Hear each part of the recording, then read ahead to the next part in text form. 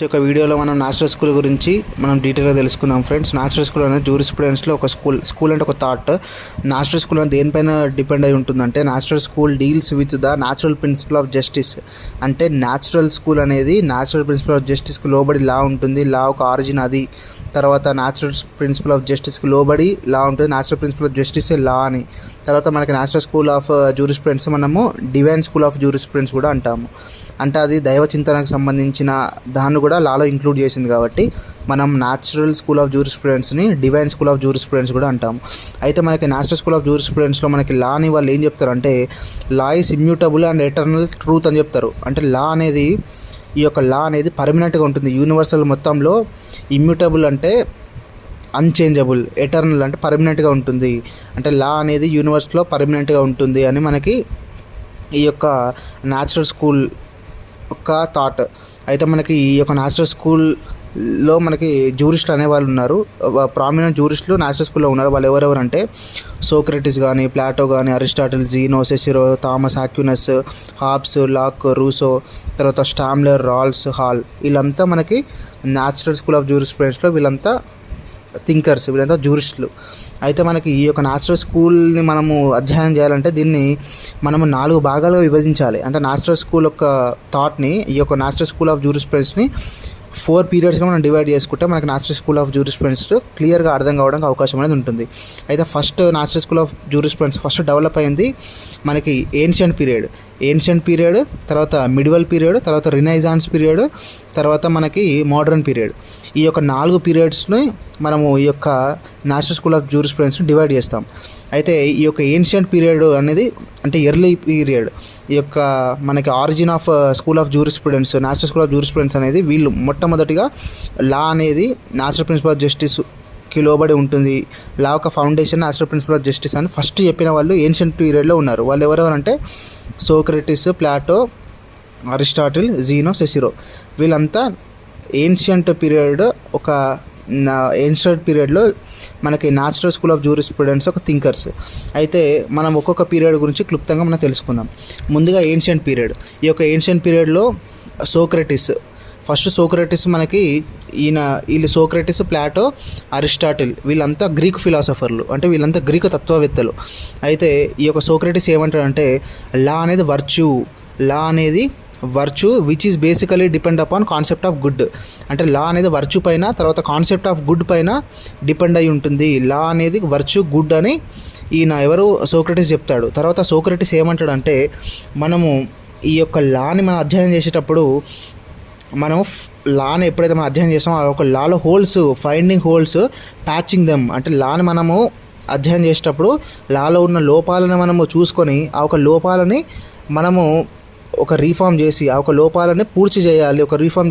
ఆ ఒక లోపాలను పూర్తి చేయాలి, ప్యాచ్ చేయాలని మనకి ఈ యొక్క సోక్రటిస్ చెప్తాడు. సోక్రటిస్ మెయిన్గా ఏం చెప్తాడంటే లా అనేది వర్చు, కాన్సెప్ట్ ఆఫ్ గుడ్ గురించి చెప్తారని మనకి సోక్రటిస్ చెప్తారు.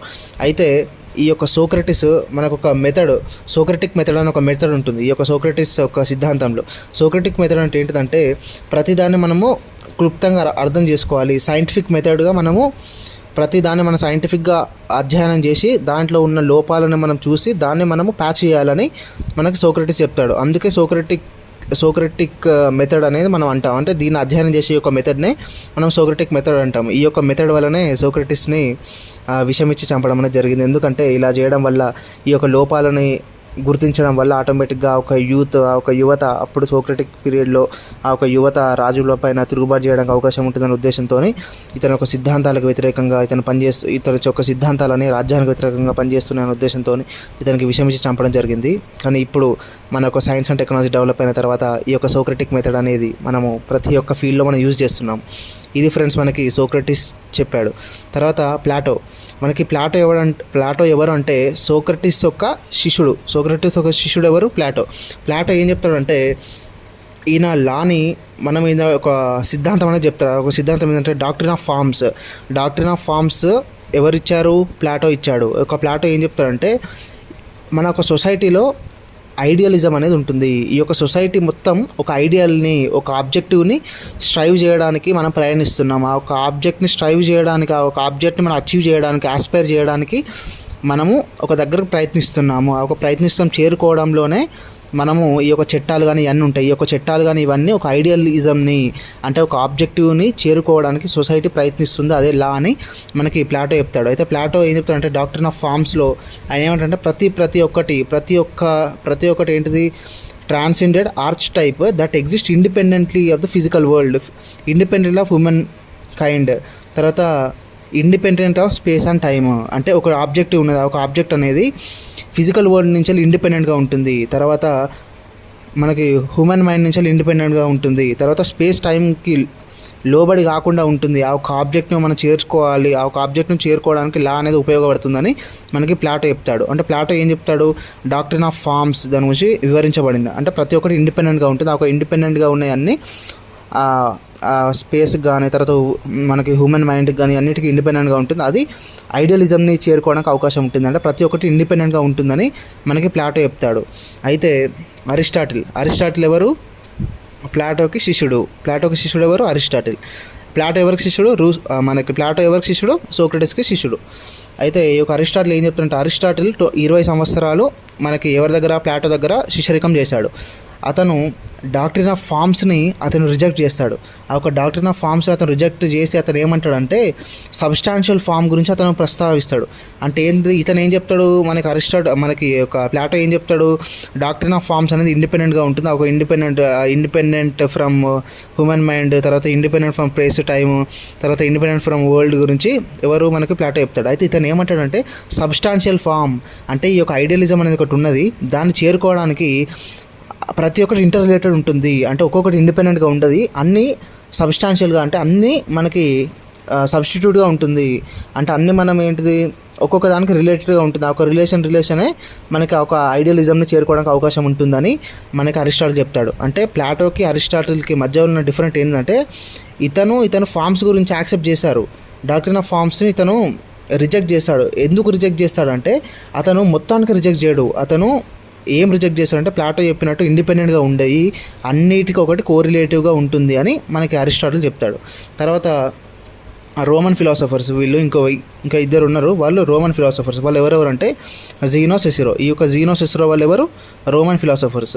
అయితే ఈ యొక్క జీనో ఏం చెప్తారంటే ఈ యొక్క జీనో ఒక ఇంపార్టెంట్ ఏంటంటే స్టాయిజం గురించి. అంటే స్టాయిజం అనేది మనకి ఈ యొక్క జీనో ఒక సిద్ధాంతంగా మనకి ఈయన ఫౌండ్ చేశాడు స్టాయిజం అని. అంటే ఇతను ఏంటంటే స్టాయిజం అంటే ఏంటంటే ఈ ఒకటి రోమన్ పదం. స్టాయిజం అనేది మనకి స్టాయిపోకిలి అనే 2 పదాల నుంచి మనకి స్టాయిజం అనేది వచ్చింది. స్టాయిపోకిలి అంటే జీనో తర్వాత అతని శిష్యులతో అభ్యసిస్తున్నప్పుడు వాళ్ళు ఒక బిల్డింగ్లో ఉంటారు, ఆ ఒక ఇన్స్టిట్యూట్నే మనము స్టాయిపోకిలి ఆ ఒక్క పదాలే ఇప్పుడు మనకి స్టాయిజంగా వచ్చింది. అయితే మనకి జీనో ఒక ఫాలోవర్స్ ఉంటారు, అంటే జీనో ఒక స్టూడెంట్స్ని మనము స్టాయిక్స్ అంటాము. అయితే ఈ యొక్క జీనో ఒక కాంట్రిబ్యూషన్ వల్లనే మనకి రోమన్లో లా అనేది బాగా డెవలప్ అయింది అప్పట్లోనే. తర్వాత మనకి రోమన్ ఎంపైర్ ఈ యొక్క స్టాయిజం తర్వాత ఈ యొక్క స్టాయిక్స్ ఉన్నాడు కదా, సెసిరో ఉన్నాడు కదా, సెసిరో యొక్క టీచింగ్స్ కానీ ఇవన్నీ బాగా ఇన్స్పైర్ అయిపోయి అతను న్యాచురల్ ప్రిన్సిపల్ ఆఫ్ జస్టిస్కి లోబడి చట్టాలు తయారు చేయడం అనేది ఒక రోమన్ ఎంపైర్లో జరిగింది, అంటే రోమన్ కింగ్డమ్లో జరిగింది. అయితే వాళ్ళు అప్పట్లోనే ఈ యొక్క సెసిరోని ఇన్స్పైర్ తీసుకున్న తర్వాత లాని వాళ్ళు డివైడ్ చేశారు.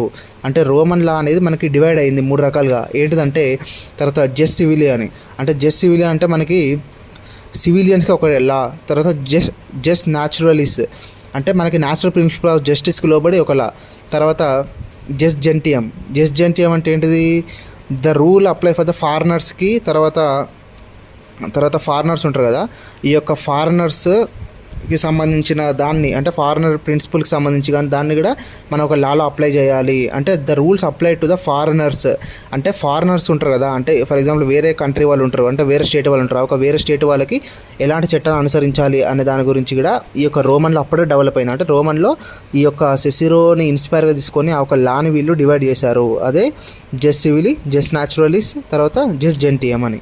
తర్వాత ఈ యొక్క సెసిరో రోమన్ ఫిలాసఫర్. ఈ యొక్క సెసిరో ఏంటంటే ఈయన ఏం చెప్తారంటే law is highest reason implanted in nature which command what vote to be do.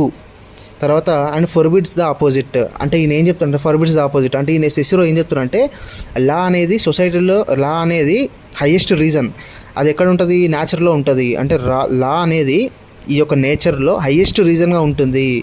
అది ఏంటిది, అది మనకి ఏం చెప్తుంది, అది మనకి ఏం చేయాలి ఏం చేయొద్దు అని దాని గురించి మనకి లా అనేది చెప్తుందని మనకి సిస్రో చెప్పారు. ఇది మనకి ఏన్షియంట్ పీరియడ్ ఆఫ్ ఇది మనకి ancient period of natural school of జూరిస్ప్రుడెన్స్లో మనకు చెప్పారు. అయితే ఇది ఇప్పటివరకు మనము ఏన్షియంట్ పీరియడ్ గురించి తెలుసుకున్నాం. మనకి మిడివల్ పీరియడ్ అనేది మనకి 10 నుంచి 12వ శతాబ్దంలో మనకి ఈ యొక్క మిడివల్ పీరియడ్ అనేది మనకి ఈ యొక్క స్కూల్ ఆఫ్ జూరిస్ప్రుడెన్స్ మనకి న్యాచురల్ స్కూల్ ఆఫ్ జూరిస్ప్రుడెన్స్ కొంచెం డెవలప్ అయింది. ఈ యొక్క న్యాచురల్ స్కూల్ ఆఫ్ జూరిస్ప్రుడెన్స్ మనకి మిడివల్ పీరియడ్ మనకి ఏం చెప్తుందంటే, ఈ యొక్క మిడివల్ పీరియడ్లో మనకి రోమన్ వీళ్ళు ఉంటారు కదా, అంటే క్యాథలిక్స్ ఉంటారు కదా, క్యాథలిక్ ఫిలాసఫర్స్, తర్వాత థియోలజియన్స్, వీళ్ళంతా న్యూ థియరీని, ఒక న్యాచురల్ లాగే న్యూ థియరీని కనుక్కున్నారు. ఎవరు? క్యాథలిక్ ఫిలాసఫర్స్, తర్వాత థియోలజియన్స్. అయితే వీళ్ళు ఏంటంటే ఈ యొక్క మిడివల్ పీరియడ్లో ఆర్థోడాక్స్ క్రిస్టియన్స్ ఉంటారు కదా, అంటే ఆర్థోడాక్స్ క్రిస్టియన్ వ్యూ అంటే ప్యూర్లీ డివినిటీ పైన డిపెండ్ కాకుండా లాని వీళ్ళు లాజికల్గా ఆలోచించి, సిస్టమేటిక్గా ఆలోచించి ఈ యొక్క ఆర్థోడాక్స్ అప్రోచ్ని వీళ్ళు రిజెక్ట్ చేశారు. అయితే దీంట్లో ఇంపార్టెంట్ ప్రామినెంట్ థింకర్ ఎవరంటే మనకి థామస్ ఆక్యునస్ ఏం చెప్పాడంటే, ఈయన లాని డివైడ్ చేశాడు. ఈ యొక్క లాని మనము 4 స్టేజెస్గా ఇతను డివైడ్ చేస్తాడు. ఫస్ట్ ఏంటంటే లా ఆఫ్ గాడ్, తర్వాత natural law, divine law, human లా. ఈ యొక్క లా ఆఫ్ గాడ్ అంటే దేవుడి యొక్క లా, ఇది అంటే దైవ ధర్మం అని అర్థం. అయితే దైవ ధర్మానికి సంబంధించి ఎటువంటి ప్రామాణికమైన ఒక సిద్ధాంతాలు అనేవి లేవు. అయితే లా ఆఫ్ గాడ్ అని మనం ఇట్లా ప్రిజంప్షన్ అంటే లా ఆఫ్ గాడ్, ఇది దేవుడి యొక్క ధర్మం అనేది మనము బిలీవ్ చేసుకోవడానికి ఒక అవకాశం అనేది ఉంటుంది. తర్వాత న్యాచురల్ లా అంటే అది మనకి రీజన్ పైన, అంటే reveal from the thought of reason, అంటే రీజన్ పైన, అంటే మన యొక్క రీజన్ ఉపయోగించి మనము ఒక లాని అర్థం ఒక లా అనేది ఉంటుంది, అది మనకు న్యాచురల్ లా. తర్వాత డివైన్ లా అంటే మనకి ఈ యొక్క స్క్రిప్చర్స్ ఉంటాయి కదా, రిలీజియస్ స్క్రిప్చర్స్ ఉంటాయి, ఒక స్క్రిప్చర్స్లో నుంచి వెళ్ళి వచ్చిన లాని డివైన్ లా అంటారు. తర్వాత హ్యూమన్ లా అంటే జనరల్గా పాజిటివ్ లా అంటారు కదా, అంటే law which is made by the human beings, అంటే మానవుల చేత రూపొందించబడిన శాసనాలనే ఉంటాయి. అంటే ఇతను లాని 4 రకాలుగా విభజించాడు: law of God, natural law, divine law, తర్వాత హ్యూమన్ లా అని. ఇది మనకి మిడివల్ పీరియడ్ అనేది మనకు మెయిన్గా ఏం చెప్తుందంటే, ఇతను ఈ యొక్క మిడివల్ పీరియడ్లో ఉన్న ఒక థింకర్స్ వాళ్ళు క్యాథలిక్ ఫిలాసఫర్స్ అయినప్పటికీ వాళ్ళు ఆర్థోడాక్స్ అప్రోచ్ ఉంటుంది కదా, లాని మనము కఠినంగా అసలు ఎట్లా చెప్తారు, రిలీజియస్ స్క్రిప్చర్స్లో ఎట్లా చెప్తారు అట్లనే పాటించాలి, ప్యూర్గా పాటించాలి, ఇంకెటువంటి అబ్జెక్షన్ అనేది చేయొద్దు, అసలు ఎటువంటి లాజిక్ రీజన్ ఏం అప్లై చేయొద్దు అనే దాన్ని ఇతను తిరస్కరించాడు. ఎవరు? మనకి మిడివల్ పీరియడ్లో ఉన్న ఫిలాసఫర్స్. అయితే ఇతను దాంట్లో ముఖ్యంగా థామస్ ఆక్యునస్ చెప్పాడు. థామస్ ఆక్యునస్ ఒక ముఖ్యమైన మిడివల్ పీరియడ్లో మనకి న్యాచురల్ స్కూల్ ఆఫ్ జూరిస్ప్రుడెన్స్లో ఒక ఇంపార్టెంట్ రోల్ ప్లే చేశాడు. అతను మనకి లాని డివైడ్ చేశాడు: law of God, natural law, divine law, human law అని.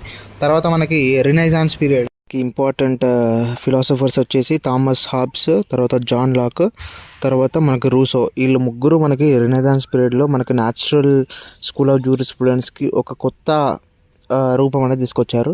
అయితే వీళ్ళొక ముగ్గురు ఫిలాసఫర్స్ మనకి ఇది ఎవరు, ఏ ఒక థియరీకి సంబంధించిన వాళ్ళు? ఈ యొక్క ముగ్గురు ఫిలాసఫర్స్ ఎవరు? హాబ్స్ కానీ, లాక్ కానీ, రూసో కానీ సోషల్ కాంటాక్ట్ థియరీకి సంబంధించిన ఒక థియరీసే వీళ్ళు ముగ్గురు చెప్పారు. అయితే వీళ్ళొక ముగ్గురు మనకి రినైజాన్స్ పీరియడ్లో మనకి natural school of jurisprudence development చేయడానికి కూడా ఒక ఇంపార్టెంట్ రోల్ ప్లే చేశారు. అయితే మనకి ఈ యొక్క థామస్ హాబ్స్ ఏం చెప్తాడంటే, మనకి సోషల్ కాంట్రాక్ట్ థియరీలో మనకి ఏం చెప్తారంటే, థామస్ హాబ్స్ మనకి ఏమంటాడంటే, ఈ యొక్క సొసైటీలో ఫస్ట్ అంటే స్టేట్ ఎగ్జిస్ట్ కాకముందు ఈ యొక్క సొసైటీ అనేది మొత్తము భయంకరంగా ఉండేది, ఒక జంగల్ లైఫ్ ఉండేది. ఎవరు అయితే పవర్ ఎక్కువ ఉంటుందో వాళ్ళు మాత్రం ఆధిపత్యం చెలాయించేవారు. అప్పుడు స్టేట్ ఏం చేసిందంటే, వీళ్ళందరిపై కొరడా గుప్పించి ఒక రైట్స్ అన్నీ, వీళ్ళకి సంబంధించిన పవర్స్ కానీ అన్నీ ఉంటాయి కదా, అన్నీ స్టేట్ తీసేసుకున్నదని మనకి థామస్ హాబ్స్ చెప్తాడు. థామస్ హాబ్స్ స్టేట్ని ఏమంటాడు అంటే లెవియథిన్ అంటాడు. అంటే ఇది లెవియథిన్ అంటే ఏంటంటే, ఇది ఒక క్రూయల్ యానిమల్. ఈ యొక్క యానిమల్ అనేది ఈ యొక్క సొసైటీ పైన అటాక్ చేసేసి ఆ యొక్క ప్రజలలో అప్పుడు జంగల్ లైఫ్లో ఎవరైతే పవర్ ఉంటుందో వాళ్ళు డొమైన్గా ఉండేది కాబట్టి వాళ్ళకు పవర్స్ అనేది లాక్కున్నదని మనకి థామస్ హాబ్స్ చెప్తాడు. అయితే మనకి జాన్ లాక్ ఏం చెప్తారంటే ఈయన ఇండివిజువలిజం గురించి బాగా చెప్పాడు. అంటే మనకి జాన్ లాక్ ఏమంటాడంటే, ఒక సొసైటీ అనేది ఎగ్జిస్టెన్స్ కావడానికి స్టేట్ అనేది వచ్చింది. అంటే ఒక స్టేట్ అనేది సొసైటీ ఎగ్జిస్ట్ కావడానికి ఒక ఇంపార్టెంట్ రోల్ ప్లే చేసింది. బట్ ఒక సార్వభౌమం ఉంది కదా, ఒక సావరిన్ ఈ యొక్క అప్పుడున్న ఒక సొసైటీ పైన అటాక్ చేసేసి అన్ని రైట్స్ ఏం తీసుకోలేదు. ఆ ఒక్క రైట్స్ అప్పటికే ఉన్నాయి రైట్స్, బట్ దాన్ని సెక్యూర్ చేయడానికి, దాన్ని స్ట్రెంథైన్ చేయడానికి మాత్రమే వీళ్ళందరూ కలిపి స్టేట్ని ఎస్టాబ్లిష్ చేసారు. అప్పుడు వాళ్ళకున్న రైట్స్ని వాళ్ళు స్టేట్కి ఇచ్చేసారు. బట్ అన్ని రైట్స్ ఇవ్వలేదు. రైట్ టు లైఫ్ కానీ, రైట్ టు ప్రాపర్టీ కానీ ఇవన్నీ వీళ్ళ దగ్గరనే ఉంచుకున్నారు. అందుకే ఈ యొక్క రైట్ టు లైఫ్ కానీ, right to property, right to security ఈ యొక్క రైట్స్కి ఎప్పుడైతే భంగం కలుగుతుందో అప్పుడు ఆటోమేటిక్గా వాళ్ళు ఆ ఒక సావరిన్ పైన తిరుగుబాటు చేయడానికి అవకాశం ఉంటుంది అని మనకి జాన్ లాక్ చెప్తాడు. జాన్ లాక్ ఇండివిజువలిజం గురించి బాగా ప్రస్తావించిండు. తర్వాత మనకి రూసో ఏమంటాడంటే ఈ యొక్క సొసైటీ అనేది జనరల్ విల్ గురించి ఈయన చెప్తాడు. జనరల్ విల్ అంటే ఏంటంటే సొసైటీ ఎగ్జిస్ట్ కావడానికి, ఒక స్టేట్ ఎగ్జిస్ట్ కావడానికి ఏమైందంటే అప్పుడున్న ప్రజలు అందరు కలిపి ఒక కాంట్రాక్ట్తోని, అందరు కలిపి ఒక అంగీకారంతోని ఒక సావరిన్ అనేది ఎగ్జిస్టెన్స్లోకి వచ్చింది. వాళ్ళు వాలంటరీగా వాళ్ళ రైట్స్, వాళ్ళ లిబర్టీస్ అనేవి స్టేట్కి ఇచ్చేశారు. అంటే ఇండివిజువల్ ఒక్కొక్కరు ఇవ్వలేదు, అందరు కలిసి జనరల్ విల్ అంటే అందరు కలిపి యొక్క జనరల్ విల్తోని ఒక స్టేట్ అనేది, ఒక సావరిన్ అనేది ఎగ్జిస్టెన్స్లోకి వచ్చిందని మనకి రూసో చెప్తాడు. అయితే రూసో ఏమంటాడంటే ఒకవేళ జనరల్ విల్కి ఇండివిజువల్ విల్కి మధ్యలో, జనరల్ లిబర్టీకి ఇండివిజువల్ లిబర్టీకి మధ్యలో కాంట్రడిక్షన్ ఏర్పడితే, అంటే జనరల్ ఇంట్రెస్ట్కి ఇండివిజువల్ ఇంట్రెస్ట్కి మధ్యలో కాంట్రడిక్షన్ ఏర్పడితే ఆటోమేటిక్గా జనరల్ ఇంట్రెస్ట్ అనేది ప్రివైల్ అవుతుందని మనకి రూసో గారు చెప్తారు. ఇది మనకి రెనెసాన్స్ పీరియడ్ గురించి. అయితే మనకి మోడ్రన్ పీరియడ్, ఈ యొక్క మోడ్రన్ పీరియడ్లో మనకి 20th సెంచరీని మనం మోడ్రన్ పీరియడ్ అంటాం. ఈ యొక్క 20th సెంచరీలో మనకి జూరిస్ప్రుడెన్స్ అనేది మళ్ళా పునరుజ్జీవం అనేది పోసుకున్నదని మనం అర్థం చేసుకోవాలి. అయితే మనకి ఈ యొక్క మోడ్రన్ పీరియడ్లో మనకి స్టామ్లర్, తర్వాత రాల్స్, తర్వాత హాల్, వీళ్ళు ముగ్గురు ఇంపార్టెంట్ రోల్ అనేది ప్లే చేశారు. అయితే స్టామ్లర్ ఏమంటాడంటే ఈ యొక్క natural law with variable content అనే దాని గురించి ఈయన ప్రస్తావిస్తాడు. అంటే ఈయన ఏమన్నాడంటే, ఈయన లాని ఏం చేసిండంటే, లాని ఈ యొక్క న్యాచురల్ ప్రిన్సిపల్స్ ఉన్నాయి కదా, అంటే natural principles plus analytical school, అంటే ఒక కమాండ్, స్టేట్ ఒక కమాండ్, తర్వాత న్యాచురల్ ప్రిన్సిపల్స్, ఈ రెండు కలిపి లా అనేది ఉద్భవించింది. ఈ యొక్క లాని అర్థం చేసుకోవాలంటే మనకి ఈ యొక్క అనలైటికల్ తర్వాత న్యాచురల్ లాస్ ఈ రెండు అప్లై చేస్తే అప్పుడు లా అనేది మనకి అర్థమవుతుందని, మనకి natural law with variable content అనే ఒక దాని ప్రకారంగా ఇది ఉంటుందని మనకి స్టామ్లర్ చెప్తాడు. అంటే లా అనేది టెక్నికల్ లీగల్ సైన్స్, తర్వాత థియరటికల్ లీగల్ సైన్స్ అని రెండు రకాలుగా ఉంటుందని మనకి స్టామ్లర్ చెప్తాడు. స్టామ్లర్ ఏమంటాడంటే ఈ యొక్క టెక్నికల్ లీగల్ సైన్స్ అనేది కంటెంట్ ఆఫ్ లా గురించి చెప్తుంది. తర్వాత ఇది మన సెకండ్ థియరటికల్ లీగల్ సైన్స్ అనేది మనకి అల్టిమేట్ ప్రిన్సిపల్ ఆఫ్ లా గురించి తెలియజేస్తుందని మనకు స్టామ్లర్ చెప్తాడు. తర్వాత ఇతను ఏమంటాడంటే స్టామ్లర్, లా అనేది ఒక్కొక్క సొసైటీలో ఒక్కొక్క విధంగా ఉంటుంది.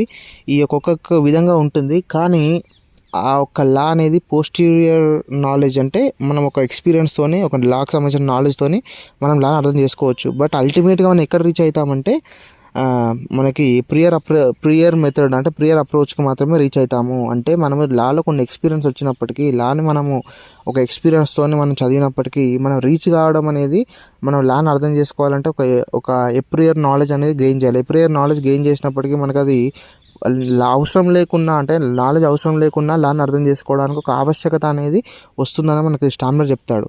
అయితే మనకి జాన్ రాల్స్ ఏమంటాడంటే, ఈ యొక్క జాన్ రాల్స్ మనకి ఈ యొక్క న్యాచురల్ లాకి తర్వాత యూటిలిటేరియనిజం, ఈ యొక్క రెండు దాన్ని మనం కంబైన్ చేసి ఇతను ఒక ప్రిన్సిపల్ అనేది వచ్చాడు. దాన్ని మనము ఇతను ఏమంటాడంటే న్యాచురల్ లా అనే థియరీ అనేది ఒక ఒరిజినల్ పొజిషన్ వీల్ ఇగ్నోరెన్స్, అంటే మనం న్యాచురల్ లా, అసలు ఒరిజినల్ లా అనేది మనం తెలుసుకోవాలంటే ఆ ఒక తెర ఉంటుంది, ఆ ఒక తెరని మనం ఇప్పేస్తే, ఆ ఒక ముసుగు అనేది మనం ఇప్పేస్తే అప్పుడు లా ఒక ఒరిజినల్ స్వరూపం అనేది మనకు తెలుస్తుందని మనకి రాల్స్ చెప్తాడు. తర్వాత జెరోమ్ హాల్ అనే వాళ్ళు ఏం చెప్తాడంటే ఇతను ఏమంటారంటే all disciplines of jurisprudence should be combine. అంటే ఈయన ఏమంటారంటే అన్నీ ఇప్పుడు మనకు ఉన్నాయి కదా, ఈ యొక్క అన్ని జూరిస్ప్రుడెన్స్లో ఉన్న ఇవన్నీ ఉన్నాయి కదా, అంటే న్యాచురల్ స్కూల్ కానీ, సోషలిస్టిక్ స్కూల్ కానీ, పాజిటివ్ స్కూల్ కానీ, ఇవన్నీ మనము చదవాలి, ఇవన్నీ అధ్యయనం చేయాలి.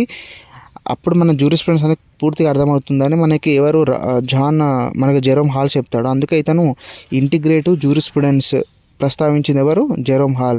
ఏంటంటే అన్నిటిని కంబైన్ చేయాలి, అన్ని డిసిప్లైన్స్ ఆఫ్ జూరిస్ప్రుడెన్స్ అనేది మనం కంబైన్ చేయాలి. అట్లా కంబైన్ చేసి ఆటోమేటిక్గా మనకి అవుట్పుట్ అనేది ఒకటి వస్తుంది. అదే లా అనేది మనకి ఈ యొక్క ఇంటిగ్రేటివ్ జూరిస్ప్రుడెన్స్ గురించి మనకి జెరోమ్ హాల్ చెప్తాడు. ఇది ఫ్రెండ్స్ మనకి రినైజాన్స్ పీరియడ్, మోడర్న్ పీరియడ్, తర్వాత ఏన్షియంట్ పీరియడ్, మిడివల్